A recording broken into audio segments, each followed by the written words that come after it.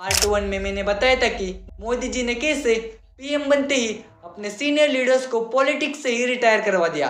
अगर वो वाला वीडियो आपने नहीं देखा होगा तो उसकी लिंक मैंने कमेंट सेक्शन में पिन कर दी है, या फिर आप यहाँ पर आई बटन पे क्लिक करके भी देख सकते हैं। पार्ट 2 में हम बात करने वाले हैं कि मोदी जी के पास ऐसी कौन सी पावर है जिसकी वजह से वो अपने सीनियर लीडर्स, अलायंसेस और यहाँ तक कि आरएसएस को भी अपोज कर पा रहे हैं, और नितिन गडकरी जी कैसे मोदी जी को पीएम की रेस में पीछे कर सकते हैं। First of all, what do you think of Nitin Gadkari in short? I love Nitin Gadkari. Honestly, he's the best performing BJP minister. Have you ever heard a negative word from Nitin Gadkari? Have you said पैसा नहीं है, recession? पैसा नहीं है, मैं highway बना दूंगा. I'll make bonds. That is how it is. He finds solutions. He's not crying about problems. Is he playing victim card? You never find Nitin Gadkari playing a victim card. किसी भी party या फिर alliance को centre में government form करने के लिए 543 Lok Sabha seats में से आधी यानी 722 सीट्स की जरूरत पड़ती है। 2014 के इलेक्शंस में बीजेपी अकेले ने 282 सीट्स जीत ली थी, और फिर आगे चलकर 2019 में जनता ने 303 सीट्स का तोहफा मोदी जी के हाथों में लाकर रख दिया।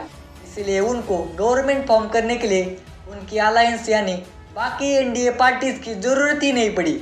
इसी डोमिनेंस की वजह से अब बीजेपी आरएसएस के मर्जी के खिलाफ डिसीजंस लेने लगी है।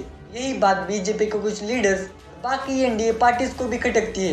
मोदी जी डिसीजन लेते वक्त बाकियों का विचार नहीं लेते, वो यूनिलैटरल डिसीजंस लेते हैं। इन्हीं कुछ रीजंस की वजह से महाराष्ट्र में शिवसेना ठाकरे बीजेपी से अलग हुई थी। और इतना ही नहीं, रिसेंटली आपने और एक न्यूज सुनी होगी, तमिलनाडु की और एक पार्टी बीजेपी से अलग हो गई। बीजेपी बार बार उनके प्रेजेंट और पास्ट लीडर्स को एक्यूज कर रही थी। वही अपोजिशंस अपने अलायंस इंडिया बनाकर बैठे हैं। अगर वो गलती से भी सफल हो गए, उन्होंने बीजेपी को कड़ी टक्कर दी, मोदी जी का फिर से पीएम बनना बहुत मुश्किल हो जाएगा, क्योंकि बीजेपी को सरकार बनाने के लिए बाकी एनडीए पार्टीज की जरूरत पड़ेगी। और अब इसका मतलब फिर से बीजेपी के डिसीजंस आरएसएस के अंडर लिए जाएंगे। तो शायद अब की बार वरिष्ठ नेता और आरएसएस मोदी जी को लीडर के रूप में देखना नहीं चाहेंगे।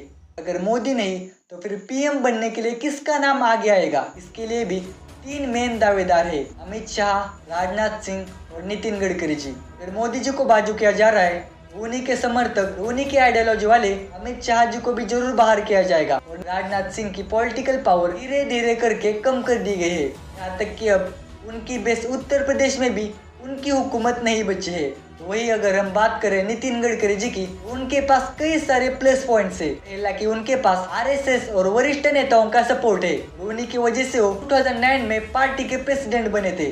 और दूसरा कि उनमें अपने अलायंस को साथ लेकर चलने की खूबी है। बीजेपी महाराष्ट्र में शिंदे और पवार जी के साथ सरकार बना पाई है, इसमें उनका काफी बड़ा हाथ है, और उनकी यही खूबी उनको जनरल इलेक्शंस में काफी आगे ले जा सकती है। तीसरा, उनकी प्रोजेक्ट्स और विजन्स की वजह से उनकी जनता में लोकप्रियता। और मैंने आपसे गुजारिश की थी कि मैं मेरठ जाती हूँ, मेरे माता पिता 90 साल के हैं, मैं उनको मिलने के लिए जाती हूँ, मुझे 4 घंटे लगते हैं। आज मैं अपने दिल से आपका बहुत बहुत बड़ा धन्यवाद देना चाहती हूँ। आज लोग शाहरुख खान को प्यार करते हैं, ऋतिक रोशन को प्यार करते हैं, मैं तो दिल से आपको बहुत प्यार करती हूँ। नितिन गडकरी जी इंडिया की इंफ्रास्ट्रक्चर का फेस है, कई सारे लाख करोड़ रुपीस इंडिया की इंफ्रास्ट्रक्चर पर स्पेंड कर रहे हैं। इन्हीं की प्रोजेक्ट की वजह से इंडिया अपने लॉजिस्टिक कॉस्ट बचा पा रहा है। साथ ही इन्हीं प्रोजेक्ट की वजह से बचे हुए टाइम से इंडिया की इकोनॉमी बूस्ट हो रही है। पिछले 9 सालों में इंडिया जैसे के बाद वर्ल्ड का सेकंड लार्जेस्ट रोड नेटवर्क बना पाया है। The cost of electric two-wheeler, electric three-wheeler, electric four-wheeler will be equivalent to the petrol cost of the petrol vehicle, and the country will change.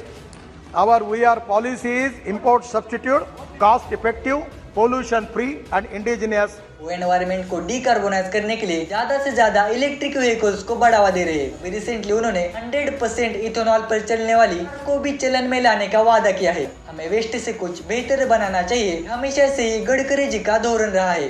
इससे श्री बालाजी मंदिर में लोग अपने बाल डोनेट करते हैं।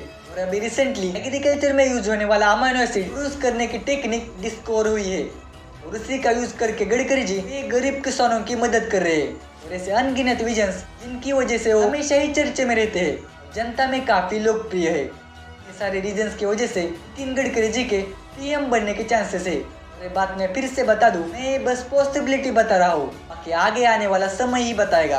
अगर वीडियो यहाँ तक देखी है वीडियो को शेयर करना मत भूलना। और अगर आप ऐसे ही मेडिकल एजी के बाकी प्रोजेक्ट्स पर डिटेल में वीडियो चाहते हो तो हमें yes I want to know ऐसी कमेंट जरूर कर देना।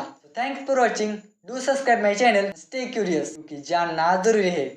तो हमारे पॉडकास्ट पर कई सारे बीजेपी पॉलिटिशियंस आ चुके हैं, कुछ कांग्रेस और एएपी के पॉलिटिशियंस भी आ चुके हैं, बहुत सारे पॉलिटिकल कमेंटेटर्स आए हैं, राइट विंग के, लेफ्ट विंग के, प्रो मोदी के, एंटी मोदी के, पर हर किसी ने इस इंसान को बहुत ज़्यादा सम्मान दिया है।